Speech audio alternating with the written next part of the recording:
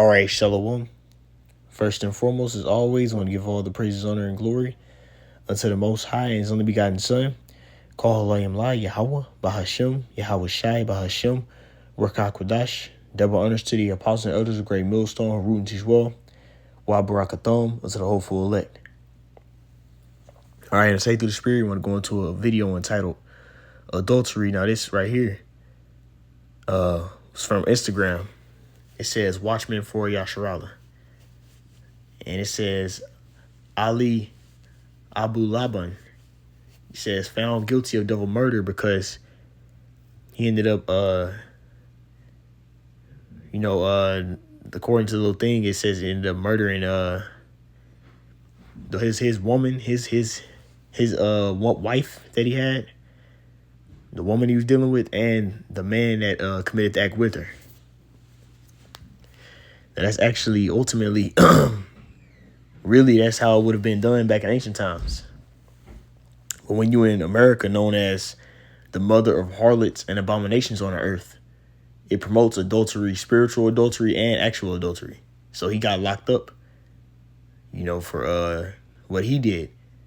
But see, adultery is a thing punishable unto death. And ultimately what the Heavenly Father did was they made just that happen. But also, on the flip side, he judged that guy as well because he's not serving the Lord. So the Lord put him in this predicament where he's now locked up in jail. You see, and that's why we understand that we have to rehearse the righteous acts, because, you try and do something crazy like this, then you're going to get yourself in a jacked up situation. But ultimately, this was clearly off. And it shows why we need to be delivered out of here. And it also shows that, you got to be fearful, and don't be a person that, like we had the current thing just happened with the IUIC. In their congregation, the Lord will put you to death for that, which we just saw from this example right here. Adultery was punishable by death. You can go into the scriptures and read that, actually. I think it's in Leviticus 18 where it speaks on it.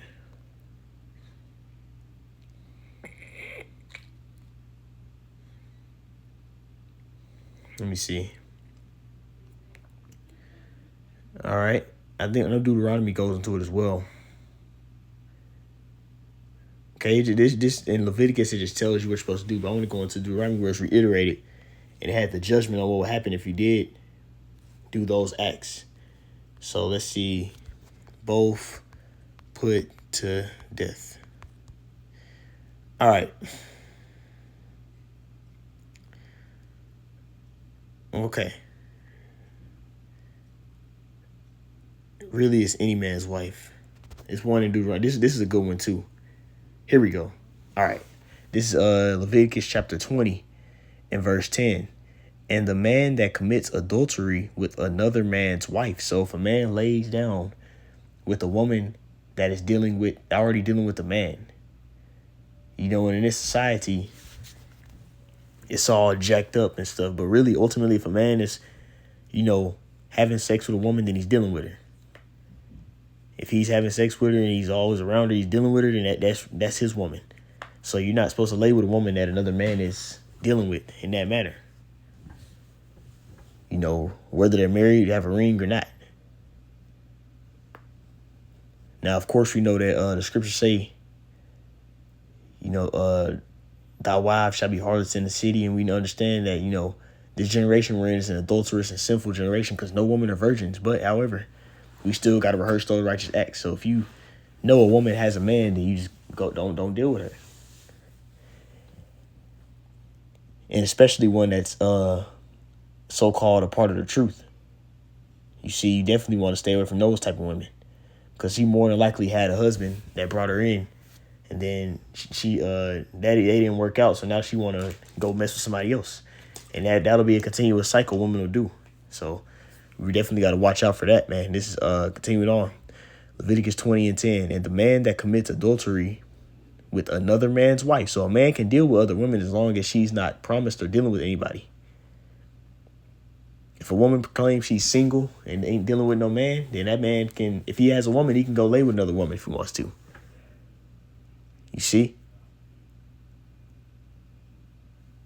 Now let's continue on. It says, even he that commits adultery with his neighbor's wife, the adulterer, so the man and the adulteress shall surely be put to death. So it wasn't no what happened in this article, which I'm gonna put the description in the description box, Lord willing. So this situation really wasn't unrighteous, but in this world we live in Esau's world, all right, evil is called good and good is called evil. And you see right here that he did that, but he's being made, he's being shamed for it. This is Proverbs 29:2, and I want to get verse 16 as well. When the righteous are in authority, the people rejoice. And who are the righteous? The Israelites, man.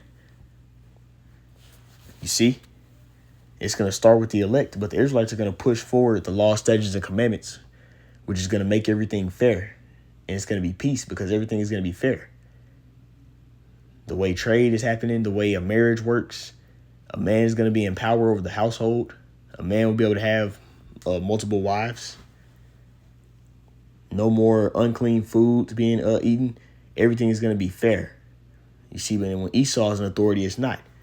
You see, and there's no point. Like, if that man would have never did what he did, that woman would be just good. She would be cool. No punishment for committing adultery on him. So that's unrighteous, man. Let's continue. Proverbs 29:2. When the righteous are in authority, the people rejoice. But when the wicked bear rule, the people mourn. So when you have Esau in power, which that's who's known as being the wicked, the so-called white man, he's red, really, he's known as being the wicked, man. And everybody's mourning. And that guy's in a mournful position when you watch the video because he's jacked up by the situation. You see, but that's why Esau got to be taken out of power. Let's get verse 16. When the wicked are multiplied, transgression increases. So when the wicked seed is pushed out and they're in authority, what happens? The transgression increase. It says, but the righteous shall see their fall. So, hey, here's the patience and faith of the saints. Is that him that leading the captivity, going into captivity? He that killed with the sword must be killed with the sword. So Esau being judged for all the wickedness and evil he's done on earth. You see, that's what the righteous are looking to see their fall. But when they see sin is flourishing, adultery is actually exalted here. It's a flex for a man to take another man's woman, especially if she's a so-called woman that's of a higher status or whatever. You know, people look at it as, oh, you took so and so's girl, and they look at somebody with a certain type of way, but really that's wicked, man. And also, women are exalted by, yeah, these type of dudes I deal with. It shouldn't even be no list of dudes you deal with as a woman. You should stick with the man you got. But see, in this world, adultery and sin is pushed. So now women are taking pride in the men they've been with. Yeah, I've been with this rapper. I've been with this dude. Yeah, I deal with top tier men. My exes is top tier men. You shouldn't even have no exes or baby daddies or ex-husbands and all this BS, man. But that's the stuff you see in Babylon the Great. And it's all wickedness. And it's off. All right. But the scriptures give you that balance. It gives that the answers, the solution to all these problems. All right, but let's go here, man. Because this is the point. The point of this video is adultery. Let's jump back. This Proverbs 6, and I'm going to read verse 32 on down. But whoso committed adultery with a woman lacketh understanding. He that doeth it destroyeth his own soul. You see? Because you're destroying yourself. You're ultimately defiling yourself with another man's seed line, man. You know, another man's seed has been in there, and you're getting in there, mixing in. You know, that's off, man. And also, it's putting her spirit has already been tangled with another man, and now you getting some of that in you. So it is destruction, man. But ultimately, the point is that judgment that will come, which I'm going to get into. It's verse 33. A wound and dishonor shall he get, and his reproach shall not be wiped away. And this is how it was in the ancient times. Now a man gets exalted for it, which shows you how wicked and evil this rulership of Esau is, man. You know, a guy will get exalted for being a demon, man. But when you fear the Lord, you make yourself a prey, an enemy. Verse 34. For the jealousy is the rage of a man. Therefore, he will not spare in the day of vengeance. And that's what you saw on this right here. He didn't spare. He killed both of them. He caught his woman cheating in the act. In person, he killed both of them. You see? But ultimately, you'll see people, committing adultery and doing these various acts. Well, if a man catches you doing that with his woman, his property, because men, we're possessive naturally by nature. So when you try to take a man's possessions, like his money, his wallet, or something like that, that's automatic. He's ready to go to take it there. Like the scripture says right here, the jealousy is the rage, he will not spare. A man is ready to take it there when you try and take his property. You see? So that's ultimately what the Lord will use as judgment for people. You see, so that's all we gotta we as men that's truly sincere, we gotta depart from that evil and hate it. Abstain from adultery. Speaking myself first and foremost. You trying to deal with a woman, you make sure she ain't got no man. You find out a woman got a man, you leave that bitch alone. You see? That's why I want to get this next. This Ecclesiasticus, Sirach chapter 9 and verse 9. Sit not at all with another man's wife, nor sit down with her in thine arms. That means be all, Jake be trying to entice and be all under a woman and shit. And, you might have a chick at work they think look good, but, you got to make sure she ain't got no man, because that's going to lead to adultery. Which most of these situations, it'll be a woman and it'll be a man getting real close with a woman some way or somehow, and then she develop a connection with him, and then she end up having an issue with whoever her husband is, and now she jumped to that dude. You see? So that's why, really, technically, a woman ain't supposed to be able to have all this freedom and luxury, but since they do, as men, we got to be wise, apply wisdom.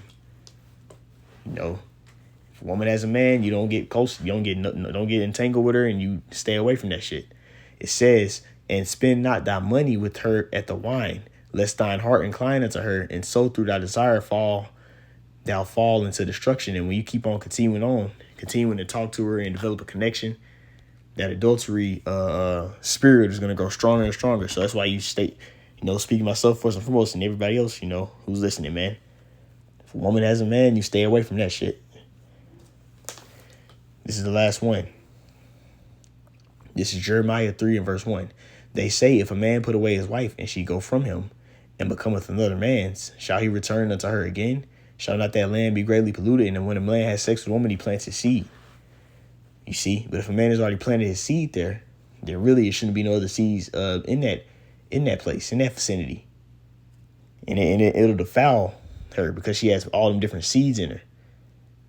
It says, shall not that land be greatly polluted? But thou hast played the harlot with many lovers, yet return again to me, saith Yahweh Bashem Shai. And this is ultimately, spiritually speaking about, the Israelites, but also this applies to actual adultery too, or actual woman too. You see? Like if a woman goes and steps out on her man, then that man's supposed to let that woman go. You see, you're not supposed to go back to a woman if she stepped out on you, because really, the way women nature works, they're not going to step out on you with somebody that they don't see as a replacement of you. The person they sleep with is going to be a person that they're looking to replace you with. You see? So it's not going to be nobody that, like, a man can get his rocks off to 304, a bopper, and then forget her name and never talk to her again. But a woman, they're different. They don't just give their body up. Now, once they get to a certain level, once they've had so many bodies, they can. But when a woman, like the typical woman, she'll give her body to a man that she feels is worthy. And then that means that if she step out on you, she felt that man was worthy to give her body into. So you just gotta let that woman go. But anyways, that's the point I wanted to touch into, is adultery, man. All right, but anyways, I brought the Zah. This was edifying. I like to end it off by saying, Call halal Yahweh, Bahashem, Yahweh Shai, Bahashem, Rakak Wadash, double honors to the apostles, others, great millstone, who rule and teach well. Till next time, Kwame Shalom.